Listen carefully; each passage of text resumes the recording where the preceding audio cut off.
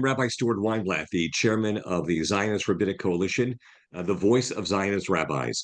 And I'm very excited about the program we're offering today. In many respects, it's really the bookend of what we offered about a little more than a week ago, the interview that we did with Yaakov Katz. Yaakov Katz wrote a book, While Israel Slept, which was basically talking about how Israel was surprised by Hamas. And now we're going to be speaking with Ed Black, whose book, Israel Strikes Iran, Operation Rising Lion, the 20-year backstory, in many respects, is the exact opposite. So one was how Israel was caught by surprise, and then Ed's book is how Israel surprised its most strongest adversary in the Middle East. Before we get to the interview, let me just mention a little something about Ed. I've known Ed for many years now. He is an amazing writer and researcher, digging up all kinds of amazing stories. Among the he's written, I don't know, about a dozen books or so, but among the most important I want to call your attention to is, I think one of his earliest ones was the transfer agreement, which talked about the attempt to try and transfer trucks through Eichmann to save Jewish lives. He then wrote a book called IBM: The Holocaust, which talks about IBM's participation in the Holocaust, and that he discovered that the numbers that are on people's arms were actually IBM numbers. Fascinating story. He also has written Banking on Baghdad. He's written The Farhud, and another book, which will be coming out in a new edition soon, called Nazi Nexus, which talks about the role of the IBM as well as the Ford company, the Rockefellers, and others in the Nazi machine. And as all of this is very, very important research. He also has a very popular podcast, which is bi-weekly now. And most recently, his book, Israel Strikes Iran. So welcome to our program and welcome to this important discussion today. I think it'll shed a lot of light on what happened. Let me just open up, if I may. First of all, welcome, Ed, and I'm so glad you're able to be with us. Oh, well, thank you very much for having me. I'm very delighted to see all the work that you're doing. We're all behind you, and of course, you established yourself over decades as a rabbi in Potomac, and I know you're one of the leaders of the Jewish community, internationally speaking, and I'm so happy to be here. Thanks, Ed. I appreciate that. Now, in Ed's book, which is, by the way, not a real long book, it's a pretty quick read, he writes the following, just to put it in context, because sometimes we may have forgotten. He writes the following: a kinetic military destruction of Iran's profoundly decentralized nuclear infrastructure is masked and often deeply subterranean. More than 27 nuclear sites were dispersed across Iranian territory, which Israel had identified, which were identified, employing thousands of workers. Key installations were protected by hundreds of cruise and ballistic missiles, plus drone fleets, which could be positioned for launch by subsurface mechanized conveyor belts. These gargantuan excavations were protected by massive blast doors at key tunnel points. The entrances to these underground missile repositories were constructed hundreds of torturous yards away from the actual launch munitions. These missile factories and batteries were the hardened of the hard. So that's what Israel was up against.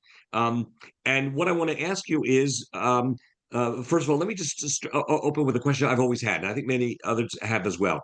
For years, we would always hear Iran is 2 months away from a breakout, or they're 2 weeks away from breakout, or whatever. Can you explain that to us a little bit? How come they always were just a couple of weeks or a couple of months away from nuclear capability? That's a great question. Before I do that, if I could just put an asterisk on your wonderful introduction. My first book, The Transfer Agreement, was not about the Eichmann trucks. That was a separate project. This was about something that people are going to find very, very compelling in the months and years to come, and that is how the Jews of Germany escaped into Jewish Palestine with their assets. And you were one of the central interviewers of me at Barnes and Noble for C-SPAN when that book, which first came out in 1984 and then came out in subsequent editions. Now, let me explain a little bit about the timing. First, was Iran always 2 months 2 weeks, 6 weeks away from breakout? The answer is yes, they were, but because remember, it only took us a year or two to get our own atomic bomb ready for Hiroshima. But that word breakout means a lot. And every time they got closer, Israel would conduct assassinations, sabotage. They would do things like the Stuxnet. They would have explosions. They would interrupt the supply chain, and they would therefore put them back. So now, what does breakout mean? Well, the or most experts most credible experts would say that you need 90% HEU, highly enriched uranium, to create a nuclear bomb. But that's only if you're going to miniaturize it and put it into the nose cone of a Shahab 3 missile. If you're willing to take one as big as the one we did at Hiroshima and Nagasaki, or if you're willing to deliver it in a Volkswagen bus instead of a missile cone, then it could be 20%. And actually, they have 400 kilograms of 60% right now, which is enough for several 20% enlarged bombs. Now, breakout. Uranium comes as and we don't have to get too scientific or technical here. all right.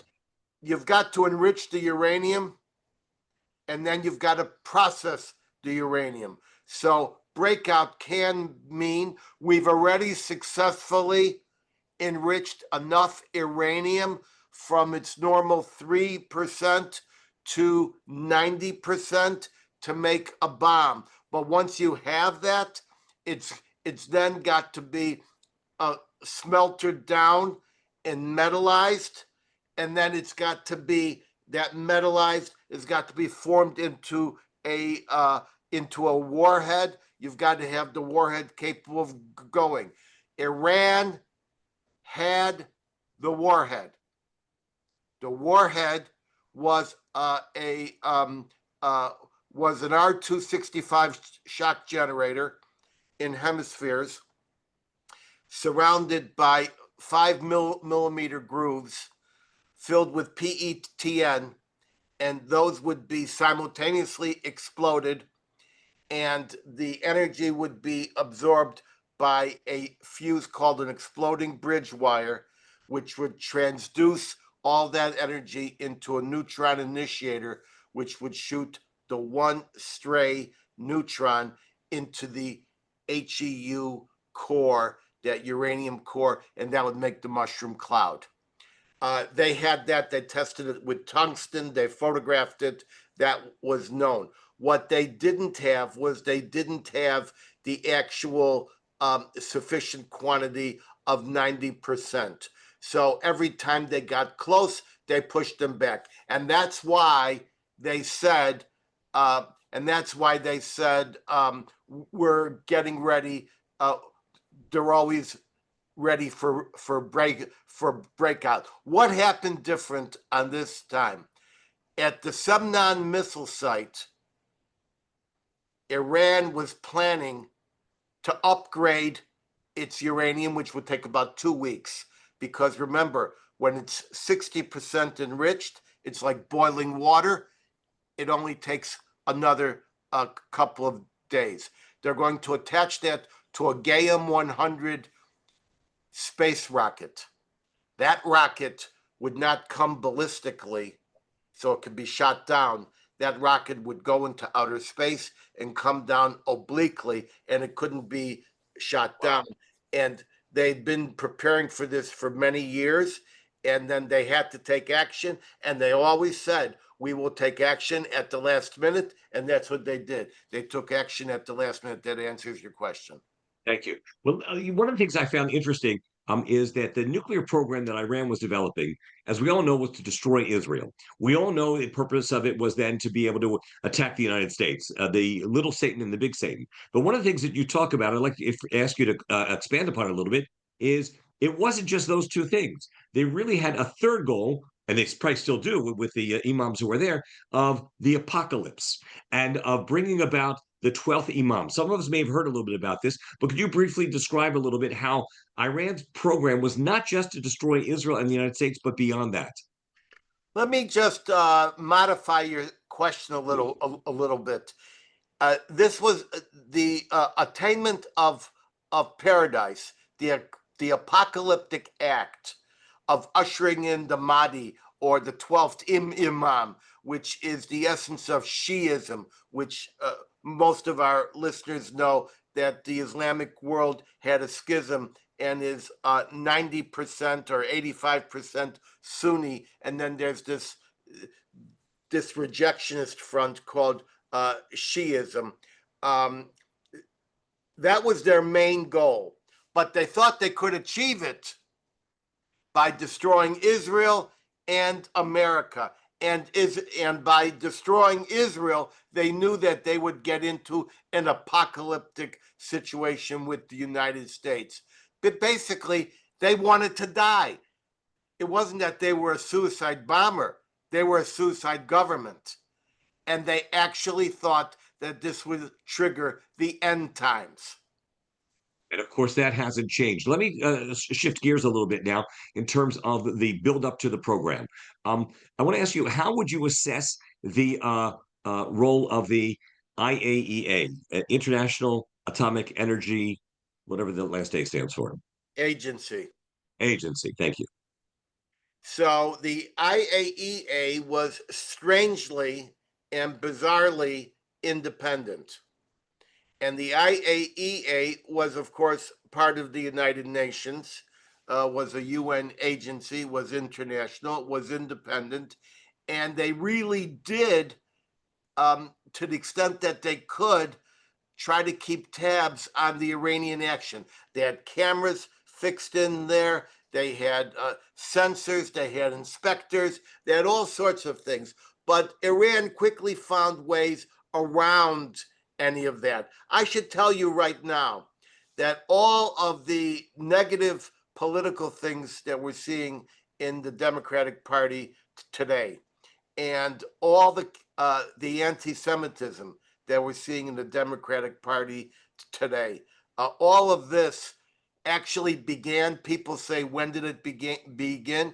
It began when Barack Obama, who was actually against Israel, began when Barack Obama set up this situation with Iran, the JCPOA, this international agreement that fundamentally said you can't have a bomb now, but you can have one in 10 years. And that was 10 years ago. And actually, the JCPOA is now out of business. It's expired. There is no international agreement. There is no inspector regimen or regime that can now stop Iran, because it was foreshadowed, it was agreed upon that they would be able to have their bomb. Now, at the time, they said this is a 10-year agreement, but it'll take them 15 years, but we know they're going to cheat, so we expect them to have their bomb within 10 years. That 10 years is this year. So let's talk about the role of the United States as well as of American presidents in and even preceding Barack Obama.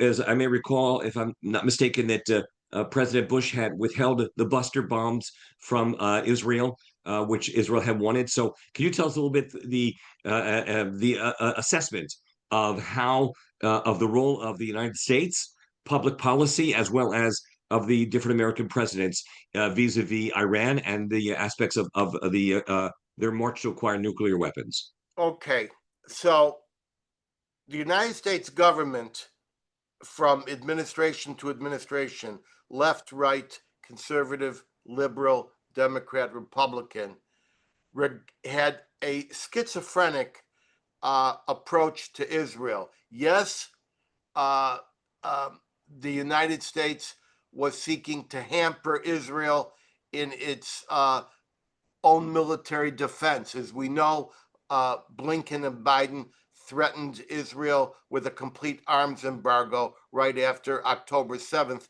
That's when Netanyahu said, if we don't have your weapons, we'll fight with our fingernails. And by the way, I know you're not of one political persuasion, so I'm just giving you facts. I'm not trying to trigger anybody here. So, but all of these administrations, which did not want to give Israel the right to Area C, which was agreed upon in the Oslo Accords, which wanted to hamper Israel's right to self-defense. All that was put aside for nuclear.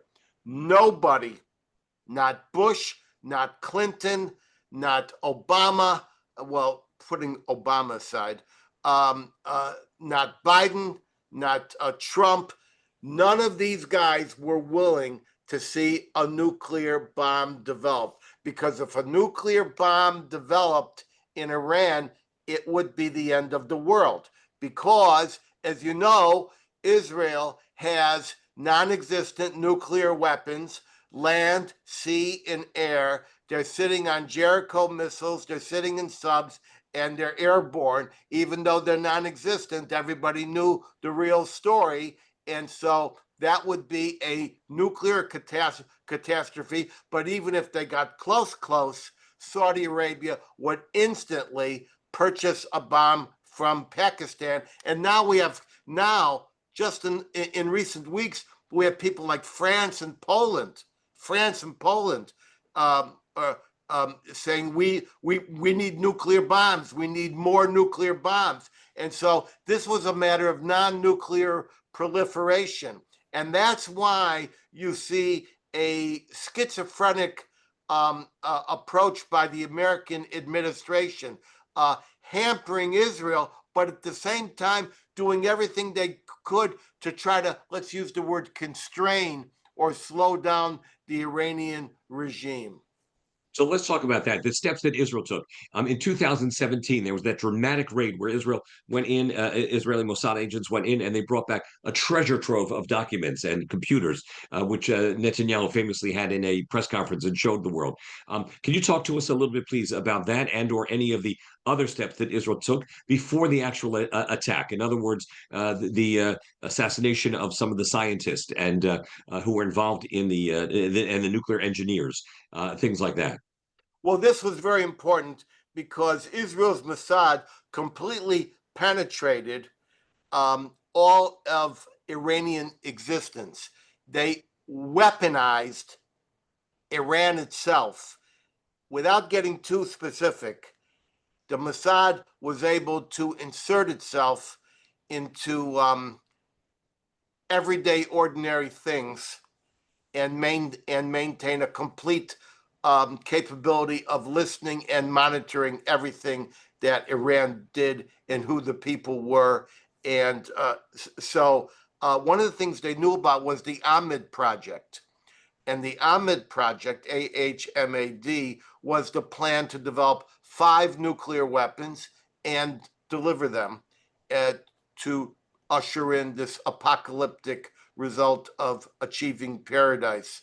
And this was all of this stuff was put into a special warehouse down the street from a nice ice cream parlor, behind some nondescript green doors in Tehran.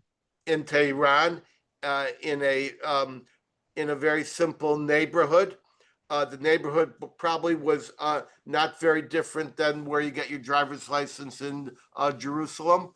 And the Mossad went in there overnight, broke into numerous safes, took all the documents, and delivered them out, and thereby exposed all of the actual steps, intents, and outlines of the actual nuclear enterprise. So they could no longer say, look, we're just trying to enrich isotopes to make pharmaceuticals. They could no longer say, we just want civil Iranian nuclear energy. They could no longer say any of that because they had an actual weaponized plan. As I quote in my book, at one point, they've got the guy saying they have a quote from him saying, you asked me to deliver 5 nuclear bombs and you're not funding me properly.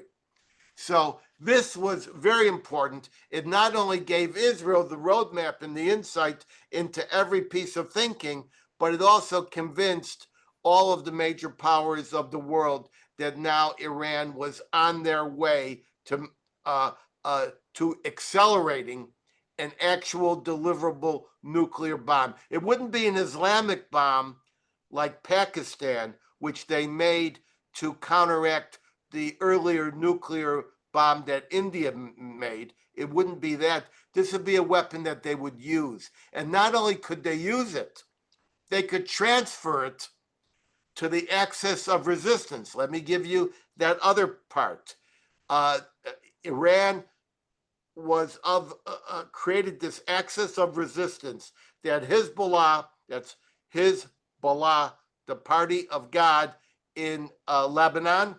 They had Hezbollah offshoots in Syria, in Iraq, and of course they had the Houthis, and all of that was called the Circle of Fire or the Axis of Resistance. Plus Hamas, of course. And Hamas, excuse me, and Hamas, which was right next door. And in order to take down the Iranian threat, Israel had to methodically take down each of these axes of resistance. And so first they sent a pager message you may have heard about to about 1,000 main guys in Lebanon. And they took down the Radwan force. And the Radwan force was going to do for the Galilee the same thing that Hamas was doing for the Gaza envelope. So they would be from the north and the south, and then they would deliver this nuclear bomb. So Israel took that down when ISIS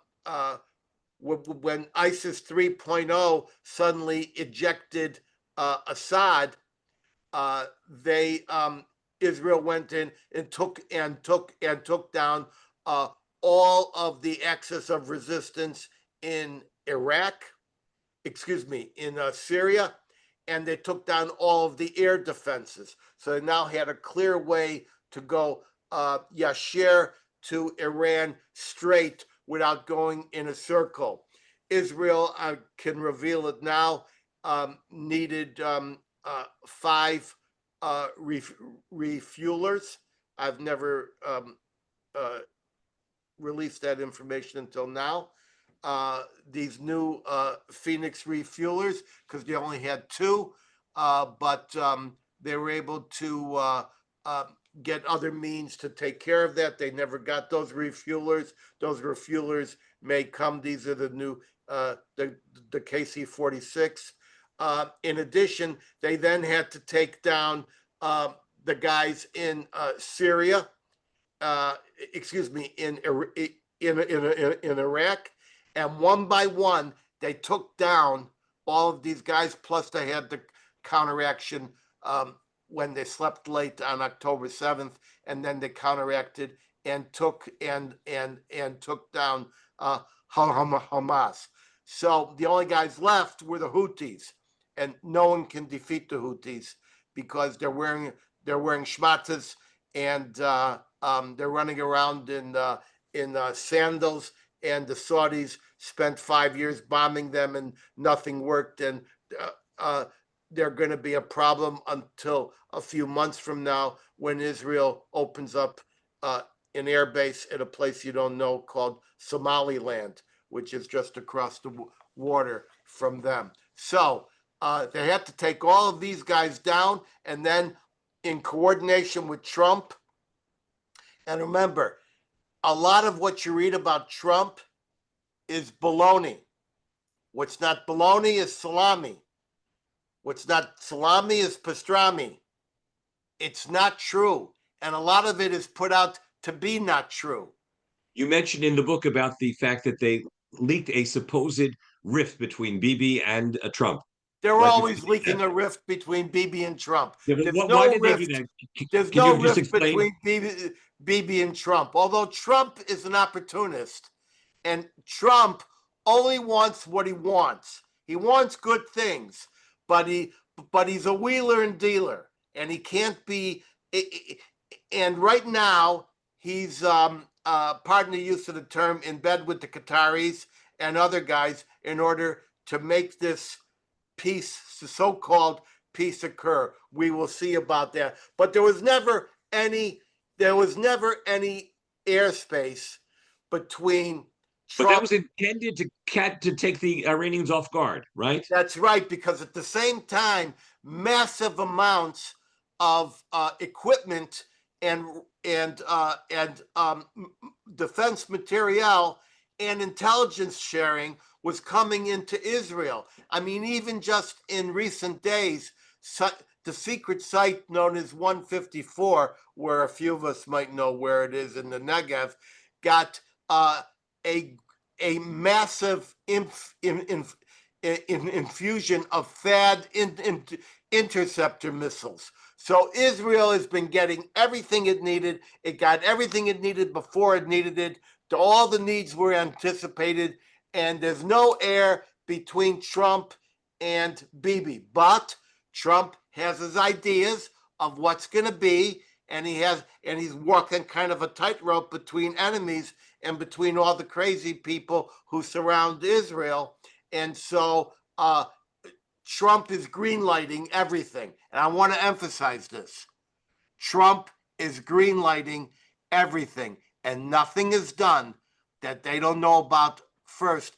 And they just established a so-called 200-man coordination installation in Israel, so that instead of waiting 40 minutes, they'll only wait 4.5 minutes to get information over to Pete Hegseth and Rubio and Trump. So it was all done it was all done in coordination. Remember, you cannot fly an airplane over the Middle East without a friend or foe transponder. And if you don't have those codes, you're going to be shot down. So nothing can be done without the United States. So just to digress from our topic, our discussion about Iran and Israel's attack on Iran and the surprise, I want to come back to that in a second. But based on what you just said, would you speculate, or do you have reason to believe, or research you've done about the attack in Doha when Israel, attacked the some of the what they were hoping to get was the senior generals, and of course maybe there was a tip off before. And just briefly, you want to comment on that, and then we'll get back to the Iran stuff. Yeah, that's a good question. And I don't know if my eyes can wink properly because I'm getting old. But we are told that Trump didn't know. But I can tell you that attack, which is now more or less deemed to be unsuccessful, that attack was pivotal in moving Qatar off their tuchus and realizing that this gambit where they were undermining American democracy, where they were hosting the terrorists and then pretending to be our buddy and negotiate for us, that this was becoming very, very dangerous. And it was that attack that that made it possible for Qatar to get off its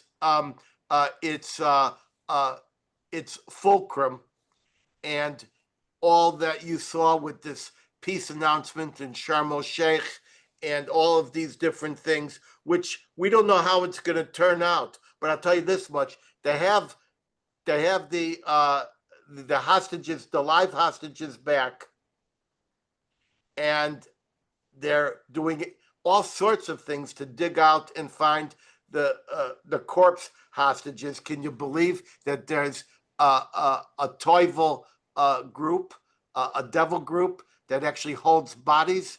As in all the wars, that we have fought, World War I, World War II, there's always cemeteries. There are British military cemeteries all over Turkey, and these people keep bodies, and those are coming back now too.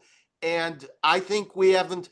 These shoes are dropping piece by piece. But for now, for your audience, we can say Trump didn't know. Okay. But All right. my eye is flickering here because Gotcha. we did not hear a guy who was very upset about it. He acted upset. Let's get back to Israel's surprise attack on Iran. One of the things that helped to enable this to take place was you've said that the circle of fire that Iran Axis of resistance. okay, that they had established to surround Israel was now knocked out. So that was number one, which could only have happened after October 7th. Number two, there were also the taking down the assassinations of some of the nuclear Wait a engineers. minute. It could only happen after October 7th because Israel on October 8th adopted, as you know, the new Concepcia. And the new Concepcia finally admitted that Israel was not in Midtown Manhattan, but in the middle of the Middle East, and that it was better to be alive than to be loved. And Israel finally accepted the fact that their opponents do not believe in peace treaties. They believe in the strong horse, and they believe in alliances with the strong horse. It's only because Israel has been strong and has done what it's done that there are people willing to make peace with Israel right now. And so, yes, continue. Okay, so how do we understand the fact that Israel was the Mossad was so successful in infiltrating Iran? I mean, we're talking about, if I'm not mistaken, when that there were like drone factories that were set up in Tehran, which then were activated when the Israel started to attack. The fact that they were able to find people who were able to, on motorcycles, take out various generals and others. So obviously they have quite a network that's there. And can you shed any light on that, please? That is a network that they had in Iran that they built up over decades. And that's the network they do not have yet in Yemen that is being built right now, because they said Yemen, it's 1,000 miles away. Who is Yemen? So they're building that now, and we're already seeing that they have figured out when all the generals are meeting in a room, and then the room goes. You talk about that. Let's pick up on that. And on June 13th, you said Iran's senior military leadership, there were 30 generals gathered in a secret bunker, and Israel took out the generals, as well as those who weren't at the meeting. They were able to attack them as well. That's right. So the level of synchrony, of coordination, of everything happening with immediacy resembled to a degree the type of planning that D-Day had, where they went in first with gliders and then everything appeared. It actually resembled the ignition of a nuclear device, because everything was done with extreme synchrony. This that they found out where these guys were meeting, and this was called Operation Red Wedding, and it was named for the famous massacre scene on TV. They took all of these guys out, and then the ones that were not attending, they also had another operation where they took out all of the scientists. So now all the scientists have been relocated to secret places. But if you are a scientist, a nuclear scientist, and I give the names of all the nuclear scientists that they were aware of, and these guys would go from place to place. They'd be stuck in traffic, and then an Israeli motorcycle guy would drive up, attach a metallic bomb, and take out the thing, and then take off. This happens time. We give extreme specificity. We give the name of the guy, when it occurred, how he was taken out. So when you're talking about all of these drones that were made there, all of the fact that they were able, even before this, to take out the chief of the nuclear program with an automated satellite-directed rifle that was miles away and had a clear line of sight, and they were just waiting that one day he would pass by this, and they took him down with this robotic rifle. All of this showed immense planning on the part of the Israelis, where they not only plan what they're going to do, but they're going to plan when they're going to do it. And one of the things that Israel likes to do best is to pretend they're caught off guard. When they took out these the Yemeni cabinet, about 12 guys, they ceased all the drones, the spy drones over Yemen. So Yemen said, well, they're not here. But actually, Israel has now got spy satellites. They put the satellites in outer space. I hope I'm not revealing too much here. No one listening is going to share any of our news, right? And so, I see a guy here called Rabbi Samford Olshansky. Were you related to a J. Olshansky at the University of Illinois? No, but I know him. We grew up in the same neighborhood in Detroit. Oh, okay. I've met him. All right. He was very important to some of my eugenic work. Anyway, going back to what you so there were then when Israel had now taken out the generals had taken out the other, and they were able to take these sorties. I think there were over 1,200 or so. You mentioned. What was the statement by Chief of Staff Ayel Zamir? He said we have control over the skies, or something like that. Well, they had control over the skies because the first thing they had to do was take out the air defenses. They had the S-300, and they had some homegrown air defenses. They took all of those out, and they took them out not only from the air, they took them out laterally from secret locations on site, because a missile battery has radar pointed at the sky, doesn't have radar pointed at the parking lot. And so they took out all of that. Once they took out all of the 6 air defenses that had control of the skies, there was nothing that Iran could do. Remember, when you have an air defense, you need 3 things.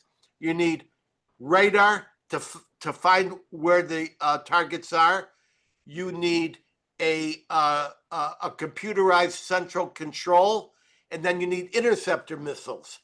Well, if the interceptor missiles don't go, or if you confuse the radar, if you tell the radar, if you shoot 20 drones up in the sky and the radar reacts, and now they swarm these radar installations. So they had to take the radar installations out, and it all had to be done with synchrony. The radar stations were taken out. The missiles were destroyed from the ground. They quasi decapitated the senior military command. They obliterated the research ability, and what they wanted to do was to make sure that Iran could not continue its nuclear efforts for another 5 to 10 years.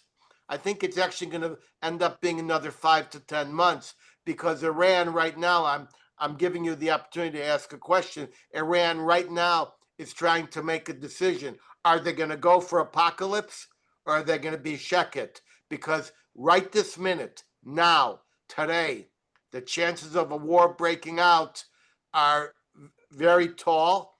And you held up my book. You said it was skinny. It won't be skinny much longer, because I'm ready to write an appendix in a second edition to talk about the next war that's going to break out. I want to get to that in just a moment or two, but before I do, I just want to ask you. So then, just to be clear, so Israel had this operation which they've been planning for years. It was very methodical, step by step, et cetera, et cetera. That then cleared the way for the United States to come in with what was referred to as Operation Midnight Hammer, and that's what delivered the final blow, so to speak, at least to the three different major sites. So, having said that, one of the obvious questions we heard so much back and forth controversy: how successful was the attack on the three, and kind of what you're leading up to right now? How successful was the attack on the three nuclear reactors? How much did it take out? How much did it set them back, et cetera? All right. So the three main sites are Fordow, Natanz, and Isfahan. And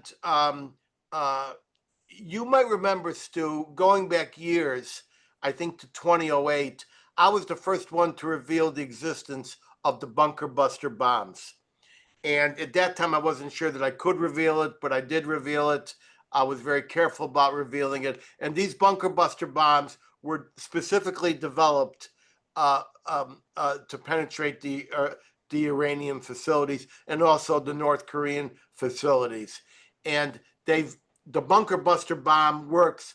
It's called an MOP, Massive Ordnance Penetrator, not to be confused with the MOAB, which is the mother of all bombs. The mother of all bombs goes out and kills everything within a couple of dozen miles. The MOB goes down, and it must be dropped at high altitude, at high speed, because then it goes down, down, down, and only when it goes 200 feet down or whatever it's set for does the protected fuse then explode. And by dropping one after another, they can get down, down, down and destroy these facilities. And the United States did that.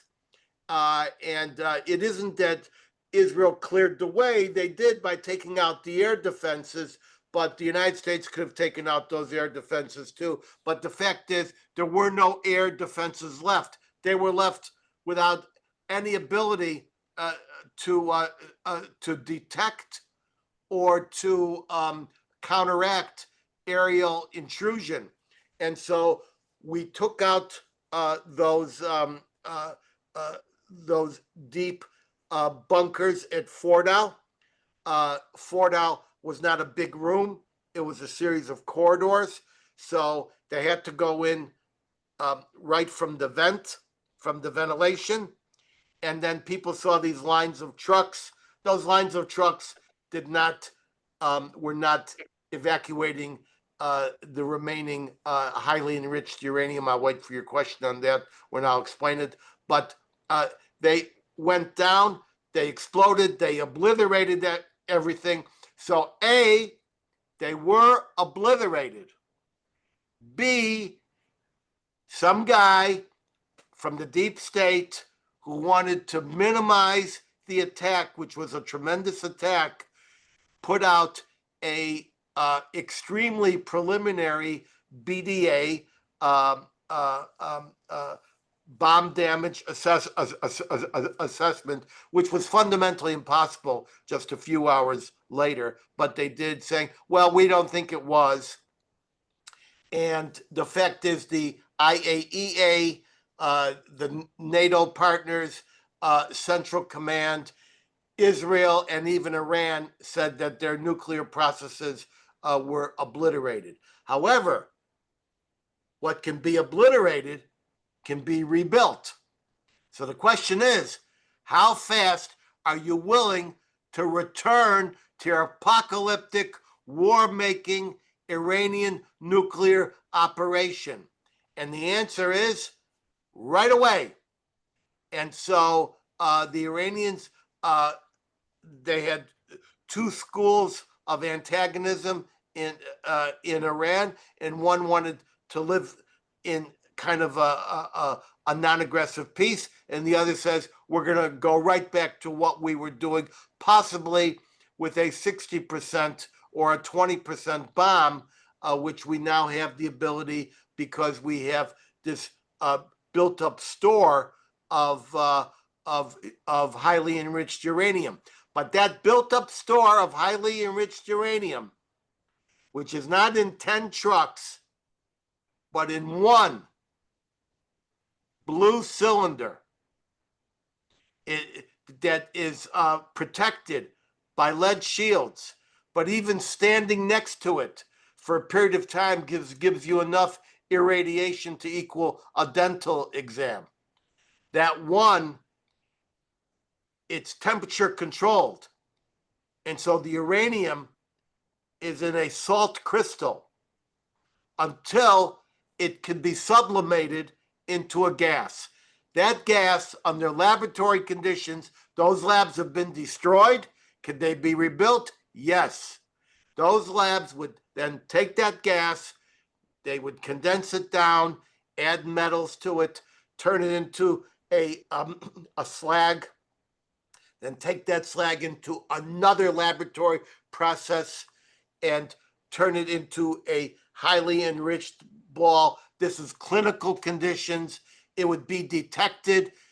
They can detect uranium with one. Everybody knows what a Geiger counter is. They only need one molecule. They can detect it with a spy satellite, with an airplane, with a drone, with a milk truck running around the streets of Iran with a sensor, and we would know about it immediately, very quickly. Netanyahu.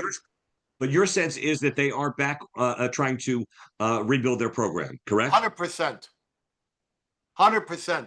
It was obliterated, but the question is, now what are they doing? And what they're doing is they're trying to rearm Hezbollah now, yesterday, today, tomorrow. And Hezbollah says we will not disarm. They are trying to do everything they can to recover their program. Remember, Hamas launched October 7th, just before Saudi Arabia was ready to cut a deal with Israel to block that. And we see a similar deal in the offing now. And this is why the United States, about a week ago, moved a lot of military and naval assets into the area, including additional THAADs.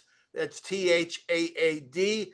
And the THAAD is the Terminal High Altitude Anti-Missile Defense, because when a missile goes up, that's the boost phase. When it travels, that's the middle phase. And when it comes down, it's the terminal phase. And that's when they grab it. That's opposed to people who want to take the missile down just as it launches. So we are aware, the military is aware, this 200-man facility that has now been put into Israel, they're not there to monitor bulldozers in Gaza. They're there to monitor what comes next with Iran. And they never decapitated fully. They never took out the Ayatollah. And that's because the Ayatollah, regardless of what you say, was a chief of state, was a head of state. And they didn't want to go that far. So they only decapitated, as I say, semi-decapitated. But they will do so now. If he tries to pull another one, we are going to go in there and finish the job. I know we finished the job with Operation Midnight Hammer, but this is going to be the cadenza and the coda to finishing the job. Next question. Do you put any credibility in the issuance of the sanctions that have been placed against Iran over the years, either by the United States and or by the international community or things like that? Does it have any impact on slowing and stopping their programming? Yes. Slowing, yes. Stopping, no. The sanctions were originally intense from the main three, Germany, England, and France. It was the JCPOA that pulled those sanctions back. But there was a provision suggested by Russian Foreign Minister Lavrov, actually designed by him, for what they call snapback. And snapback means we reimpose all those very nasty provisions. You're not going to be able to buy any Airbuses to bribe to bribe Europe. You're not going to be able to sell your oil because you're not going to have ability to do bank transactions. All that stuff has gone in, and so it was more than 1 million Iranian let's use the word dollars to a US dollar, and it was like 1.2 million or 1.4 million to one verstunkene dollar. And the Iranian parliament just took off zeros from the currency. It's hurting, and it's hurting. What does that mean that it's hurting? The Iranian people, and you know this, Stu, the Persian people are good people, and you and I, none of us have met a Persian guy we didn't like. And these Persian people, who are the decent sorts, constitute about, let's use the word 75% of the population. But they're not the ones with the guns. They're not the Basij on motorbikes with AK-47s. They're not the one controlling Evan prison, but they're restive. They want to move. And the mullahs understand that when the Kasbah fails and collapses, the Arab street, if I could use that term, even though they're not Arabs, the Arab street emerges, and they are risking it. And right now, we see protests against the Ayatollahs in masses. They're afraid to protest on YouTube, but what they do is when they're in a crowd like a football stadium or walking down the street in a group when their faces can't be seen and can only be seen from behind, they say, down with the Ayatollahs, down with the Ayatollahs. They even criticized Bibi Netanyahu and said, you missed, you need to go down. This is where Ayatollah Khomeini has got his bunker. Ayatollah Khomeini's got cancer. He's on his last leg. His son is even worse, and he is waiting in the wings to take over. So things are unstable. So it's true that the sanctions had a great deal of power, but the power was insufficient to break. The power had the ability to delay, to rattle. They would have to buy their stuff through intermediaries. The intermediaries would be caught, and that's how it is right now. So I think what maybe the last question I want to ask you, and that is, and incidentally, I'll just say that we sometimes think of the Iranian population as being monolithic. I understand it's actually made up of many, many different minorities. But the last question I want to ask you is that it's clear that Iran learned from the attacks on Osirik, Iraq, which Menachem Begin had ordered, as well as the nuclear reactor in Syria, which was being developed by North Korea, which Ehud Omer took out. And part of the message was that they built deep into the mountain their nuclear facility. Do you have any sense of what they may have learned from Israel's most recent attack that maybe they're going to now be able to apply to their nuclear program or their defenses? And is there anything maybe that they'll do a little bit differently that and it's a speculative question, but I just wonder if you had any thought about that. Yeah. So it's true that there are between 7 to 9 to 11 different ethnic minorities in Iran.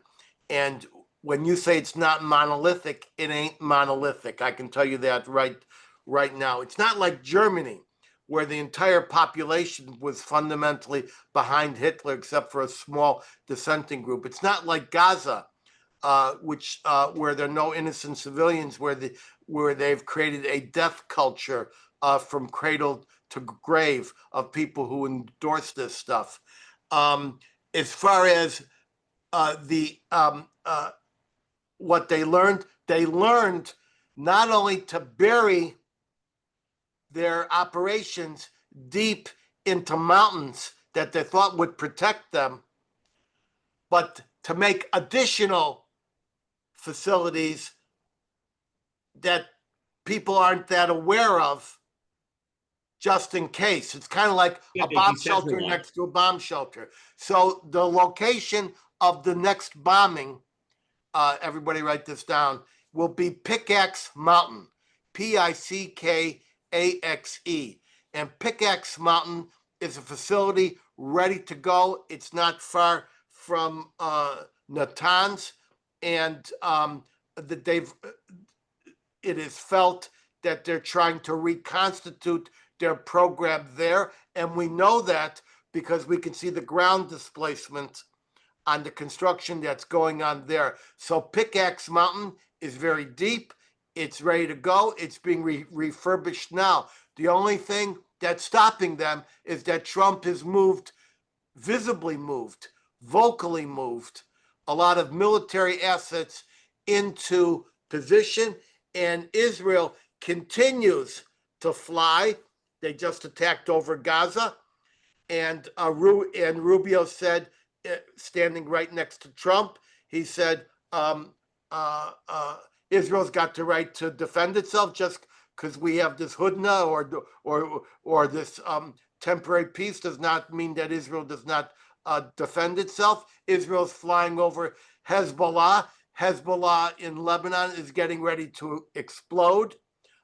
We thought it was going to explode last night. It might explode tonight or tomorrow. And that's why I say the lion does not sleep tonight. So, and which, of course, is why it's called the Operation Rising Lion. I just realized you had alluded to, and you kind of teed up a question about the trucks that were outside of the facilities. That's right. So basically, all those trucks, 20, 30 trucks, were there to create concrete additional barriers over the ventilation shafts, because it was understood that that was the one area that the United States might go into. All of the uranium, the highly enriched uranium, is in a single blue cylinder, and the cylinder, I forget if it weighs 7,000 pounds or what, can be transported in an F-150 pickup truck as long as it's got a climate-controlled base to it. So a lot of people looked at those satellite pictures and said, oh, look, they're removing the uranium. That wasn't it at all, because 400 kilograms of highly enriched uranium, which due to temperature is reduced to crystalline, does not need 15 dump trucks. Are we going to take questions from your people here? We're just about out of time at this point. So if I want to take this opportunity mainly to if there's anything else you think that we haven't touched upon, Ed, I welcome your No, adding anything. I have not been this forthright in any of my prior interviews. I don't know how you got it out of me, so I'm hoping everybody listening will just keep it to themselves. Well, we are going to be posting this on YouTube, and we'll be posting other aspects on some of our social media channels. It's the Zionist Rabbinic Coalition, the voice of Zionist rabbis, that continues to bring these kinds of fascinating webinars. Please take a look at the one we did with Yaakov Katz as well, and look for our future ones that may be coming up in upcoming weeks and months. We're going to be going to Azerbaijan in a couple of weeks, which is the largest Shiite Muslim country to have relations with Israel, and from there we'll be going to Israel. So we look forward to sharing that information with people and supporters and members of the Zionist Rabbinic Coalition. And thank you for not just doing this, but for the amazing research work that you have done. You have truly forged paths, and you have provided so much important information about so many different things that are happening, affecting the Jewish people. We cannot thank you enough, as well as to everybody for listening and participating in today's fascinating conversation. Shalom. Bye-bye, everybody. Happy New Year. Thank you. Thank you. Cool too. Take care. Bye-bye, everyone.